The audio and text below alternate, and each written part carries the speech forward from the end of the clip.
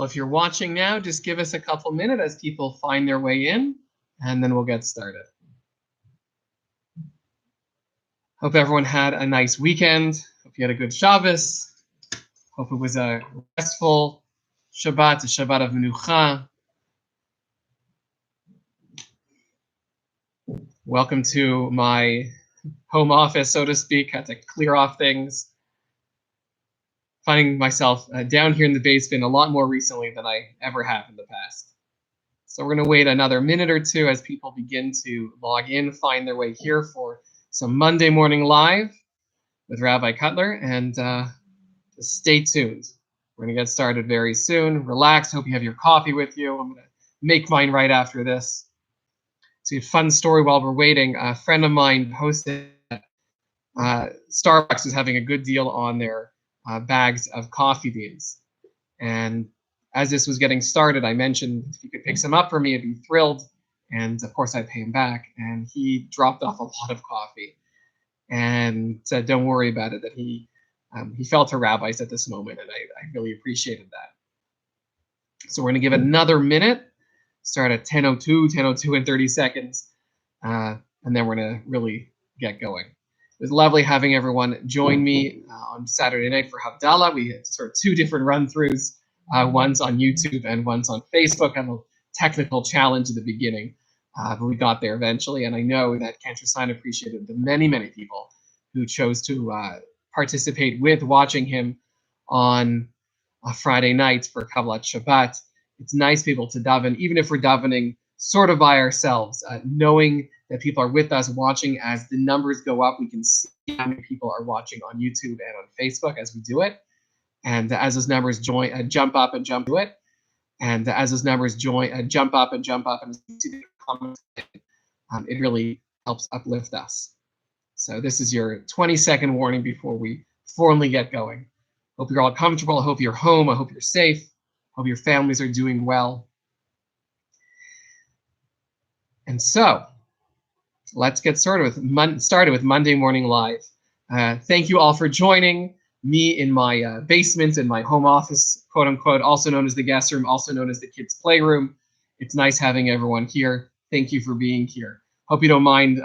No tie today, no jackets, working from home, so it's a little bit different. So I want to say that even at the best of times, we all have our good days and our bad days. We have times where we're just naturally feeling really great, and also moments when we're feeling not so good. We're feeling challenged. And yesterday, I want to say, was a hard day for me. First of all, it was the day after the second Shabbat in a row where I wasn't at shul, and I really can't remember the last time where I had two Shabbatot in a row in which I wasn't. The realization of that, and that was a little hard. It was lovely being home with the family, playing with the kids. It's hard not to be able to hang out with people. Walks can only get you so far with little ones, but it was a nice Shabbat. But the realization of two Shabbatot in a row without my shul community was challenging. Secondly, friends of mine experienced just a horrible tragedy in their lives, and the realization that I wasn't going to be able to provide whatever comfort that I could was hard. And third, Annie has been sick for the last couple of days, including over Shabbat and yesterday. I think she's turning a corner today, I hope.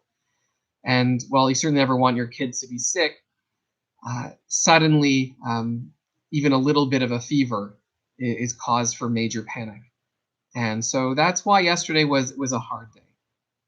And I know from talking with a lot of you, that's true with you as well. That is, you have days where things are great and you're happy to be mostly at home and doing projects, things you've been thinking about. And there are other moments where it's been challenging.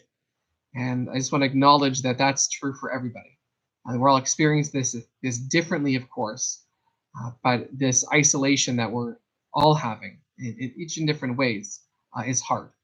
And it's okay if it's hard. I know for all of us, in different ways, it's hard. So I went to bed thinking about a certain Talmudic story. It comes from the tractate of Ta'anit, which deals with fasts. And interestingly enough, as a side note, one of the things which Jews have traditionally done in moments of great challenge is organize collective fasts. And it's been suggested in Israel by certain rabbis, maybe we should be doing this. But the pushback has been, no, you shouldn't be, because if you're ill or you might soon be ill, you want to be as strong as possible in eating. So the story of Talmud comes out of two different comments that Achiyah Hashilonit and Balaam make about the Jewish people and how they curse them. The story goes that Rabbi Elazar is the son of Rabbi Shimon, is coming from Migdal Gador. And the Talmud makes a point of saying he's coming from his rabbi's house. And so this Rabbi Elazar was riding on a donkey along the banks of a certain river. And the Talmud notes that he was very happy. And why is he very happy? And his head was swollen, the Talmud in fact notes, because he had studied so much Torah. So here he is, he's riding on his donkey, and he thinks he's done maybe tremendous, wonderful things because he has been studying so much Torah. And he thinks exactly what he's supposed to be doing with his time. And so it happens that he comes upon an exceedingly ugly person. This is what the Talmud tells us. And this ugly person says, "Greetings to you, my rabbi." But Rabbi Elazar, so high and mighty is he feeling, opts not to respond to the greeting. Rather, he says, Reika, he calls him a worthless person. And he notes almost in third person, how ugly is this man? Not what we would say a nice response. And he goes on to ask him, Rabbi Elazar asked the ugly man, "Are all the people of your city as ugly as you?" The man responds this way. He says, "I don't know, but you should go and ask the craftsman who made me, how ugly is the vessel you made? You should go say to him, how ugly is the vessel you made?"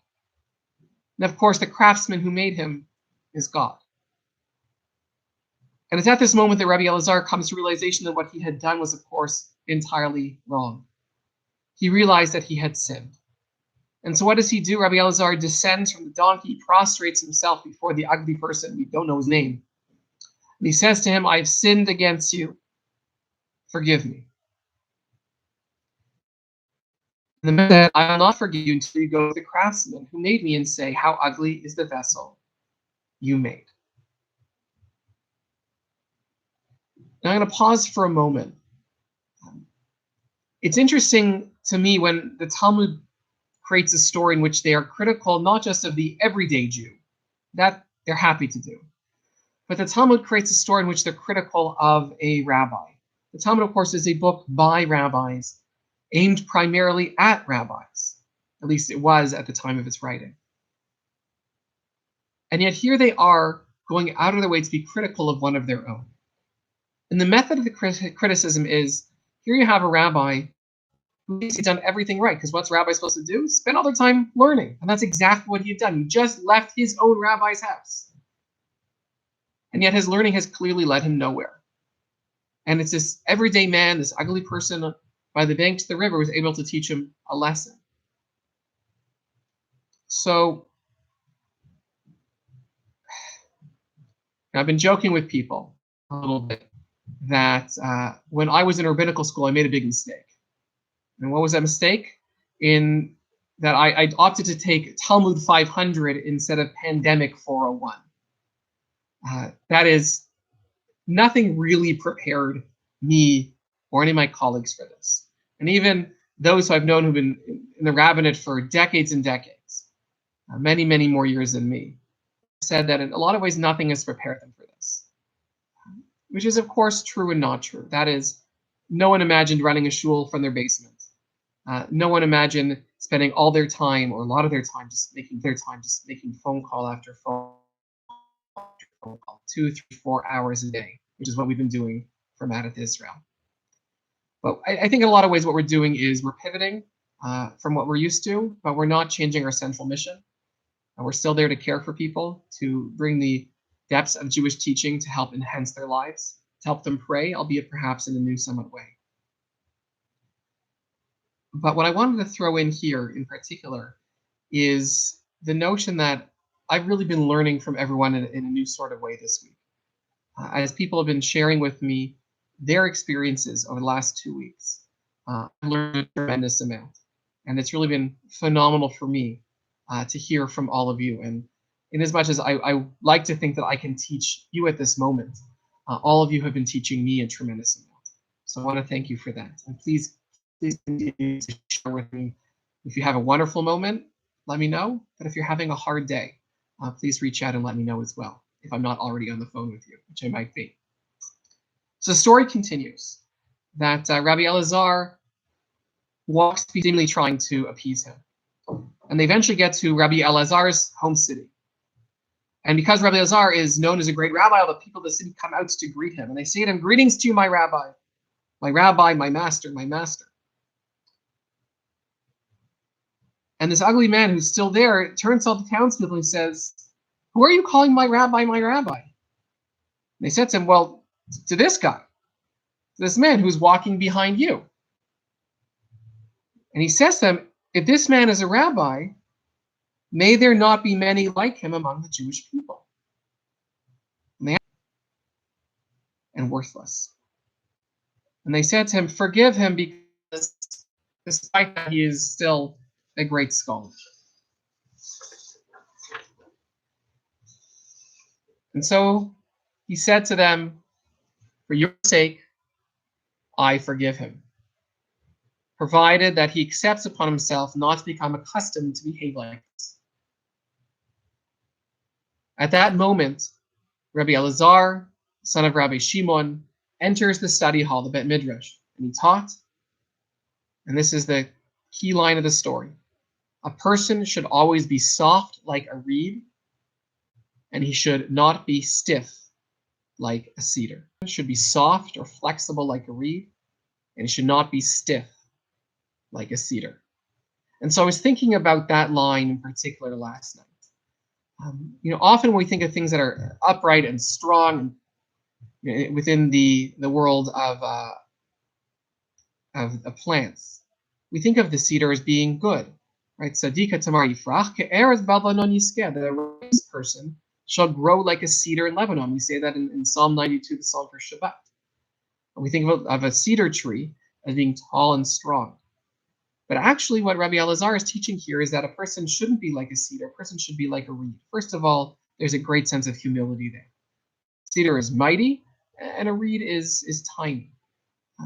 But think about reeds for a moment. A wind is tiny. But think about reeds for a moment. In a windstorm, things are really rough. A cedar tree or any tree could lose branches, or in fact could be entirely uprooted. But a reed might be knocked back on its back. A reed surrounded by all those other reeds might be pushed over. But a reed has deep roots. And a reed, because of its flexibility and its sense of its own humility, always comes back up. So I started by saying that yesterday was a difficult day for me, and it very much was. I felt at moments that I was perhaps knocked back a bit, or even more than a bit. But that I ultimately have deep roots. I have deep roots with the shul, with my own community, with my own grounding in Jewish texts and tradition. I have deep roots within the people who provide comfort to me. And everyone who I've spoken to in the last 2 weeks, even if you shared your sorrow and your pain, knowing that we are all in this together has been wonderful and has contributed to the depth and strength of my own roots. So today I'm feeling a bit better, starting to pop up more. Reeds are pushed back flat on their back, but reeds are survivors. And together, all of us, we're going to get through this. We might be pushed over, but we're all going to get back up. So I want to be thinking about that if there are moments that arise which are a little bit tricky and challenging for you. And the segment of the Talmud concludes, because of the good qualities of the reed, because it is humble, because it's small and soft and flexible but deep-rooted, that the reed merited to write tefillin and to write mezuzot. But that is the implement that everyone uses or Sofrim use to write holy, sacred scrolls. We should all be able to make ourselves small at times. And we should move as the wind moves us, for better or for worse. But always have the ability to pop back up the day after, or the day after that, surrounded by all the other reeds that are our community. So my bracha, my blessing for all you today, take what life gives you today, tomorrow, and however long this lasts, knowing very well that you have deep roots, that you are part of a deep-rooted community, that your shul is here for you. Ultimately, we will all together be able to stand back up again. Have a wonderful rest of your day. I look forward to speaking to all of you soon.